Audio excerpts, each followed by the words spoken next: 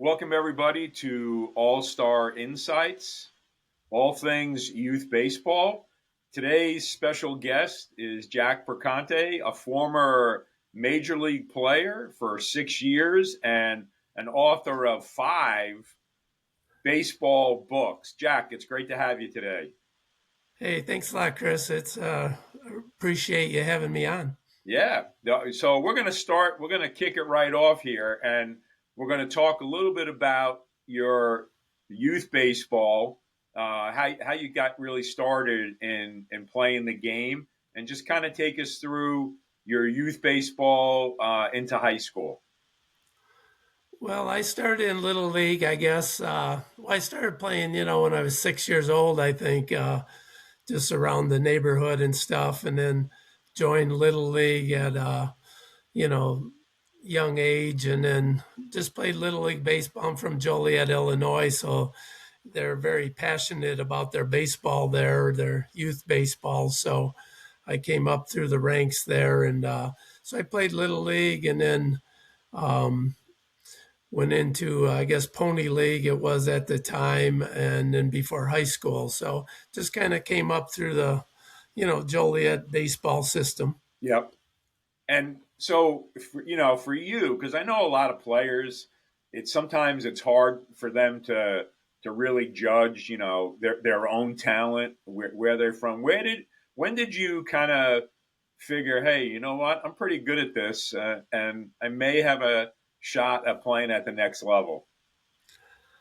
I'm still waiting for that moment, I think, but my confidence was never great. But I just kind of I guess I developed. I had no scholarships out of high school, and so I just went to a school that I applied to and went to, and then after my I guess starting with my sophomore year, I started to develop and realized I was pretty good and played some summer college collegiate leagues and prospered there some. And so each year I feel like I got a little better. And then it wasn't until after I graduated actually where my coach told me that I would be drafted, which was, my goal obviously, but I never really knew where I stood until that moment. And then the draft call did come, and so I guess when I got into pro ball, I kept improving, and so then I felt like maybe it was all possible. Yeah. And what college did you wind up going to initially? I went to Murray State University in Kentucky, Oh so yeah, yeah, World Series much participant. much warmer than Joliet, Illinois, Oh so that was yeah, helpful at the time. yep.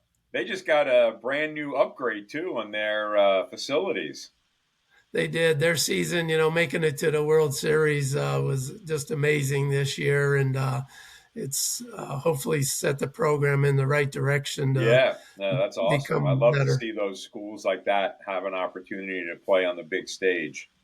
Absolutely. So okay, so you get into the minor leagues, and you're an infielder in the minor leagues. What was the biggest adjustment that you had to make coming from a college program into your first season in the minors? I think getting used to the speed of things in the sense of, guys much bigger than me and then are much faster than me, and so just getting used to the speed and at that level. I had pretty much used wood bat most of my life, and we had only switched to aluminum a year or two in college. And so getting used to the wood bat at the professional level wasn't that big of an adjustment for me. And so I think it was just getting used to the speed and playing with players that were all so good, compared to, college level and that. So the speed and size of players was a big switch. Yeah. And as a infielder, again, the back then the rules were a little different about the sliding, and that kind of stuff. The game really has, protected, so to speak, the infielders, catchers now, and all that. So I guess coming out of college, playing with guys that were probably, some guys maybe a little older and coming up, it's definitely an adjustment for a younger player.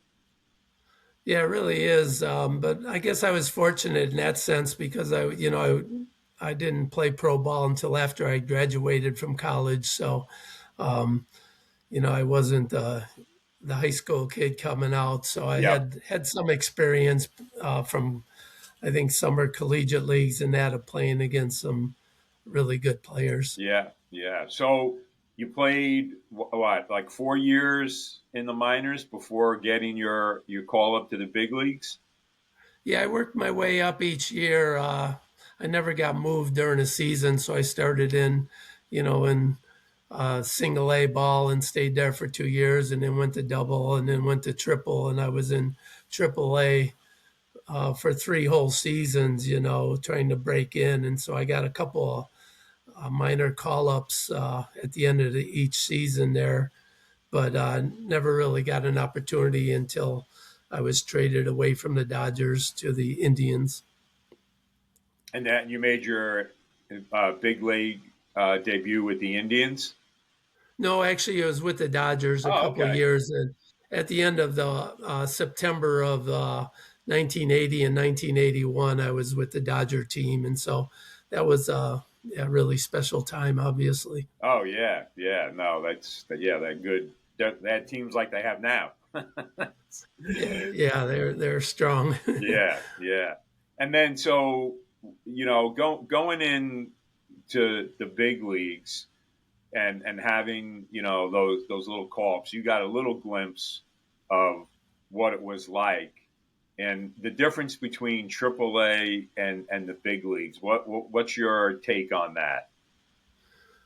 Well, yeah, it's just the adjustments you had to make, at the major league level, they never end, and you had to continually make adjustments. When I was in spring training with the Indians and had a good shot at being the starter, the pitchers threw me nothing but inside hard stuff, and I adjusted to that. And then opening day comes and they're pitching me away and slower, and I just wasn't ready for that, and so it was hard to make that adjustment back to the outside pitch, and I didn't do very well at that. So it's a constant game of them trying to figure you out and then you trying to adjust to what they're doing. So Yeah, and and it's then go ahead. no, I was just going to say, especially for like a new player coming in, and the technology, of course, has changed dramatically for knowing pitches. You didn't have all that data available like guys do now. So, like you said, it's pretty much, you have to make those adjustments on the fly. Right, and you're kind of back then too, without the studying of the fundamentals of hitting and that you're kind of on your own, and the coaching wasn't as probably good as it is today either, and so you had to do everything, make your own adjustments, and that wasn't my strong suit, I guess. Yeah, no, that's so during the big league seasons that you played. Who were some of the toughest guys for you as a hitter, pitching wise, that you just that you couldn't figure out? Well, I was good at making contact, so I never felt like pitchers necessarily anybody could get me out, but I could get myself out a number of times, and that's what I did, just Yep. by, not having good solid at bats. So in that regard, I always felt like I could make contact, but the Tigers pitching staff back then was really tough on me. They a lot of those guys had the splitter along with, um, good sliders, fastballs. And so when you add in that, which you see a lot nowadays, the split finger fastball, when you add that into their repertoire, that makes it so much tougher. So, um, yeah, the Tigers were really tough, and like I say, from team to team, it was different. Some teams would pitch you outside, and the Tigers always pitched me inside, and that wasn't my strength. So trying to adjust to that was tough. And then when I would try to adjust, then the next team you face, they're pitching you different, and Yeah. so it's just a constant battle of trying to adjust to the team you're facing, the pitching staff, and so. Um, yeah, so there was a lot of them, that were so tough. I only faced Nolan Ryan once, and I absolutely had no chance against him. So, Uh, but individual pitchers were some you felt good at, comfortable with, and others you didn't. yeah. Yeah. No, that's and so you're coming to the end of the big league career, and did you know that you wanted to get into some type of coaching, and how did all that come about, and getting involved in authoring the different books? Well, I feel so fortunate because it was my last year in professional baseball. I was in AAA with the Dodgers again, and one of my coaches there, Brent Strom, who everybody knows, Yeah. he had told me about the San Diego School of Baseball and their academy, and that they were looking for satellites in a sense. So he approached me and asked if I'd be interested in starting one in Chicago. And so I kind of started a baseball academy for kids in Chicago in 1988, I believe it was. And, it just felt so comfortable for me to work with kids.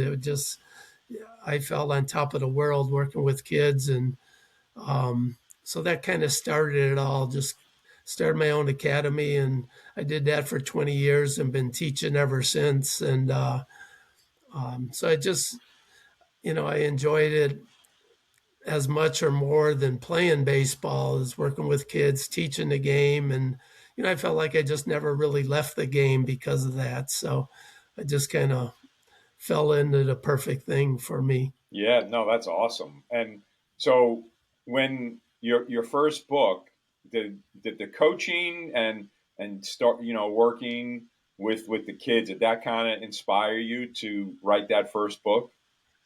Well, like I said, I had done the full time academy for almost 20 years.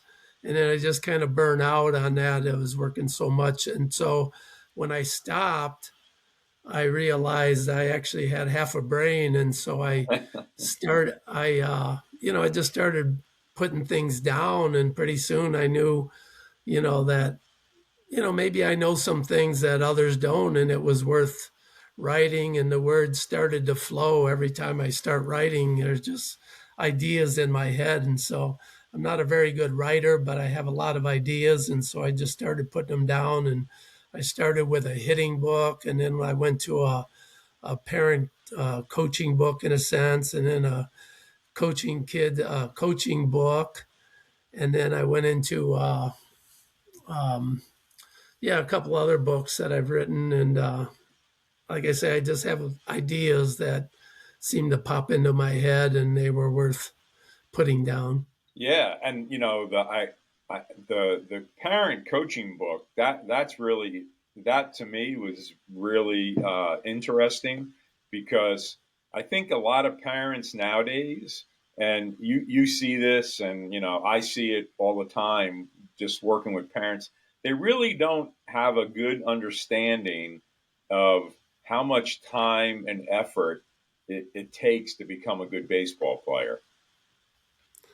Yeah, that's for sure. And the expectations, they expect their coaches to turn their kids into stars and things like that. And I always say, if the kid doesn't want it and have the right attitude and work ethic and that there's no coach can make a player a star or anything. So, um, yeah, it takes tons of time and a passion and talent, obviously. So much goes into players succeeding beyond the you know youth sports level to play in the high school and then to play in the college is enormous commitment.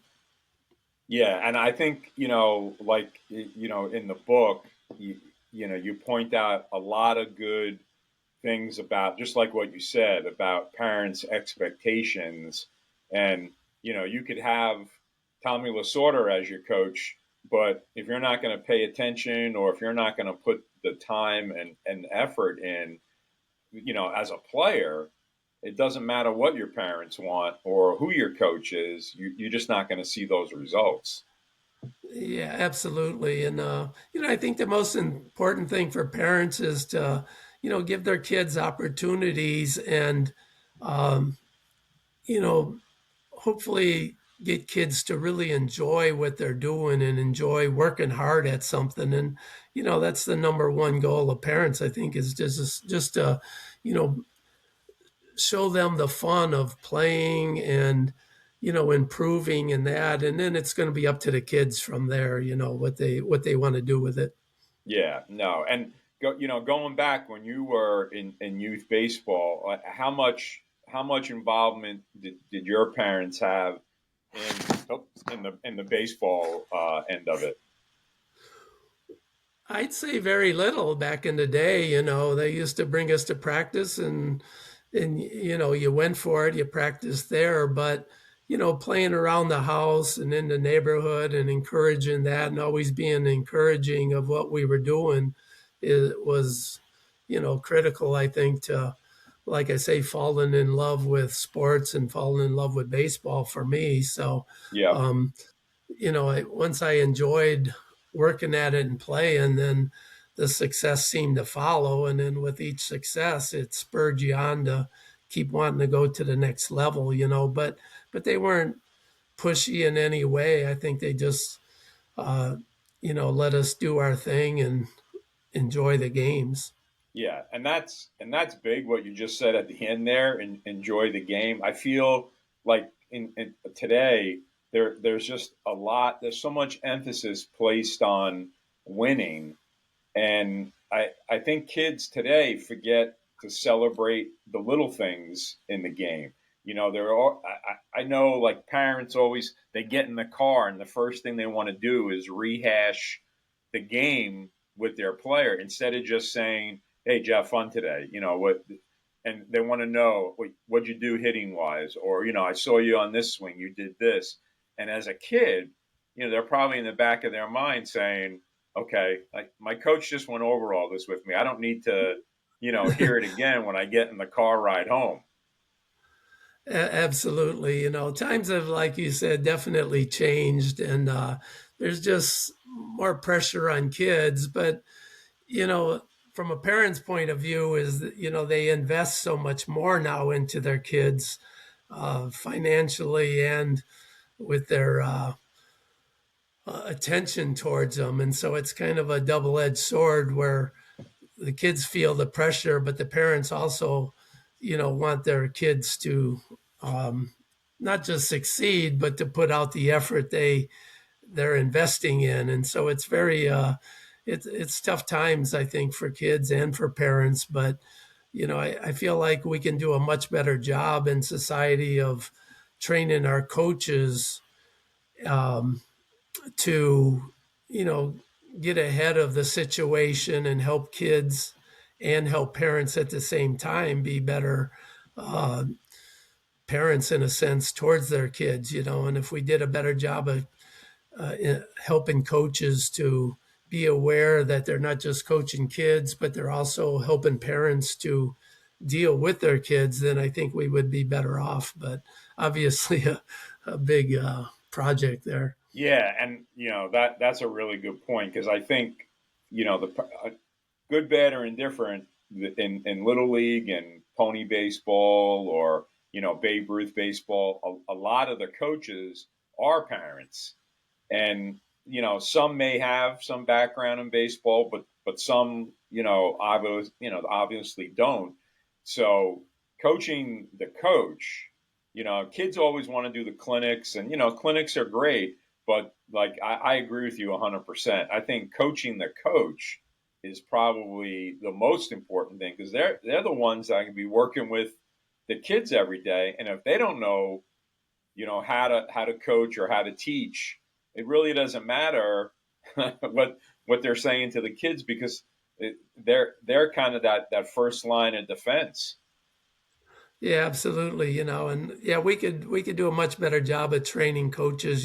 So um, just to put development first, make it fun second, and then make sure every kid is getting an equal opportunity. I think that's a lot of it in our travel world of baseball is, the each kid doesn't get the same opportunity anymore, and that's just not fair. And it's what each kid deserves is their opportunity and uh, the development. Everybody's going to develop at their own pace. It's some kids develop quickly, some takes more time. But if we can keep the joy into playing and developing a work ethic in each kid the best we can, then you know down the line we'll see who's comes out on top because I played with a lot of kids that were superstars in little league, and by high school years they were already, not the best players or had burned out already. So it takes time and patience uh, to see how kids can develop.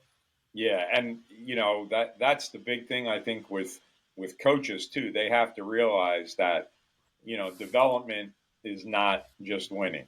And that's part of the development. You have to learn how to compete and have to learn how to win, but you also have to learn how to lose and be humble and really. And if you're not at a peak level as a young player, then coaches need to be able to sit down and say, this is what you need to do to get better. Give them a kind of a plan, so to speak, to really work on that. So when you guys did the academy, out in Chicago, how did you guys have a plan for your coaches and what you want to accomplish with the different age groups? Yes, we did, but I mean, with any coach and at any level, I think the most important thing is to show kids you care that they improve. Because if they're coming to an academy, they're there to learn, and so no matter the personality of the coach, I think you have to let them know that you really care that they improve, and so once you show them that, then that's half the battle, and so then you can get them to practice on their own and things like that. So yeah, we tried to help our coaches do that. Back when I started, the travel was just starting to be introduced, whereas the changeover from the youth leagues, local youth leagues into the travel organization. So it was a little different then than it is now, also. But yeah, I think if we can have the coaches all on the same page and out for the kids, number one, then you're well on your way to creating a solid academy. Yeah, no, without a doubt. And I think, that's probably some of the things, like with the American Baseball Coaches Association and a bunch of other, leagues. They're really trying to place more of an emphasis on the coaching, because they realize that you got to have people what you just said before, about number one, who care about the kids. You don't have to be the best baseball guy, X's and O's, but if you show the kids that you're invested and you care about their development, give each one opportunities, then you're going to see some of those kids start to thrive, just because they know somebody is interested in their development. And I think that's probably a piece that sometimes coaches, they get caught up in the winning and not really look at each individual player and how could I help this player, even if they're the worst player on the team, how could I help that guy get 1% better that day? Yeah, absolutely. And it's not easy, obviously, but I think giving kids homework, making things fun enough and giving them things to do at home, because you know how hard the game is, and the at a couple practices, kids aren't going to improve a lot. But if you can make it fun and show them how to practice at home, and um, give them ways to work on it, I think most kids would go home and do it. And I think we forget sometimes to give them things to do when they leave the academies or leave practice and things like that. I think that's real important. Yeah. So after you were done with the academy, what'd you tackle next? Well, I went into writing, like we had mentioned, and then I started running a lot. I run marathons. I've run a marathon every year since I've Cool. stopped coaching. But then I still coach. I haven't stopped. I just don't have my own place, so I can't get away from the game totally. I still enjoy working with kids, so I pretty much just work with small groups and private lessons, basically. But I still teach baseball and softball. That's still probably my first love, and so I still try to stay busy. Yeah. No, that's awesome. And what any you got any books on the horizon coming up? Well, um, I'm kind of I'm kind of refining the books I've written, because I feel like the information is still valid and good. So I'm trying to update a lot of my books in a way, um, and try to make them a little more current, but also a little more uh, readable, interesting. And so I'm kind of just redoing them. And then I'm working on a couple of courses. I don't know how they'll pan out, but kind of based on my books. I really like to get a coaching course going that would everything's more visual now. I don't think a lot of people are reading as many books as they used to. So if I can make a course where they can just go online and pop things in and learn from that, I'm hoping to do that. But yeah, we'll see. Yeah, that I agree with you 100%. I mean, that visual piece, for me, I know I was a visual type learner. If someone could explain something to me, but if you put me on the field and move the guys around on the field where they had to do, I picked it up 10 times faster than just reading it. So yeah, I think that would be, you know, really, because I've read some of your books, and I used to live out in Wisconsin, in Madison, Wisconsin. So um, I know and I think Pete Caliendo. Oh, sure, Um, sure. yeah, so he kind of turned me on to some of your books, that coaching, parent book, which I thought was really interesting. A lot of the principles, you could still coaching kids and parenting doesn't. I don't care how old the book is, 10, 15, 20 years old. Those principles really never change.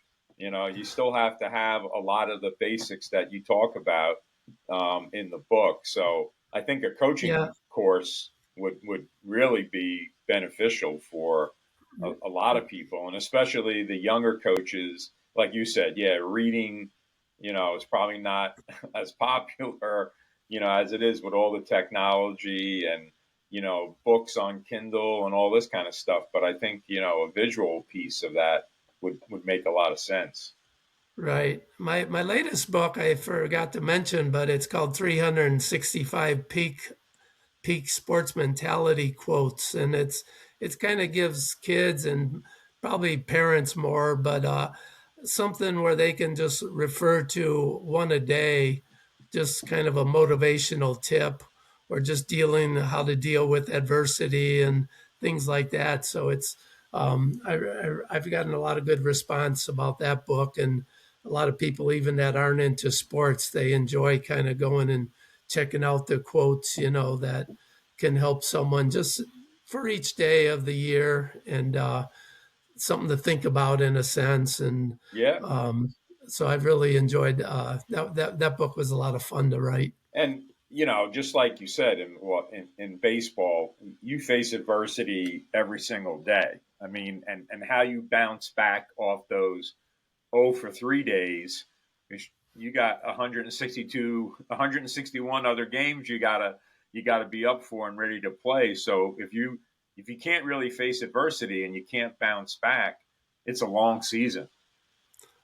Yeah, absolutely. And that's, the name of the game. And then, like you say, especially baseball, it's just such a difficult game to, um, do well day in and day out. And so if you have a way of kind of keeping things in perspective and getting remotivated and re-energized, that's, critical. Yeah, and that's the fun. That's the great part about baseball, though. Too, you could have an 0 for 3 day, and you can bounce back because you're playing again tomorrow, and you can bounce back and have a 3 for 3 day.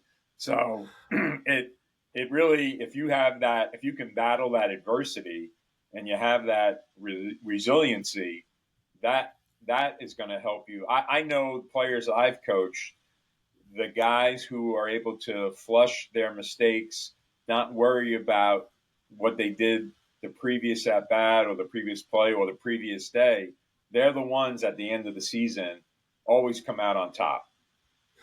Yeah, for sure. And I think that's the beautiful thing about academies is that, kids are able to learn at a younger age how to do things, and the most frustrating thing I know from my career is that I just didn't know how to do them. And so when I struggled, I had nothing to fall back on, and I know that sounds crazy at the major league level, but I really didn't understand the fundamentals of how to do things. I could just do them. And so the younger you can learn how to do things, the more you can, you're going to get frustrated, but you say, I know what I did wrong and I know how I can work on it. And that's huge. It's when you're so frustrated, but you have no idea what you're doing wrong or how to correct it.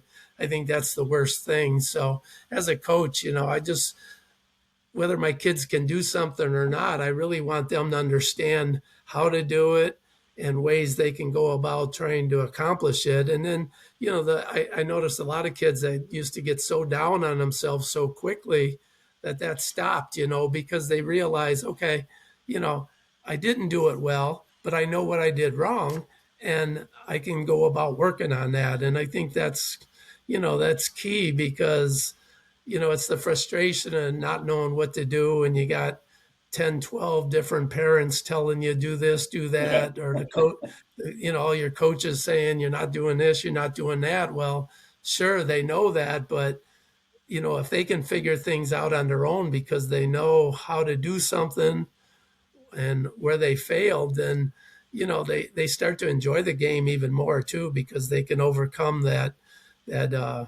insecurity of not knowing what they were doing. yeah, oh, 100%. And I love when I go to a little league field and I hear the pitcher's on the mound. He threw two balls and the coach is just yelling, "Hey, just throw strikes."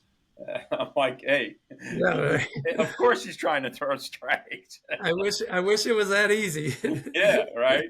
Or Yeah. they're giving them all these pointers when they're in the batter's box.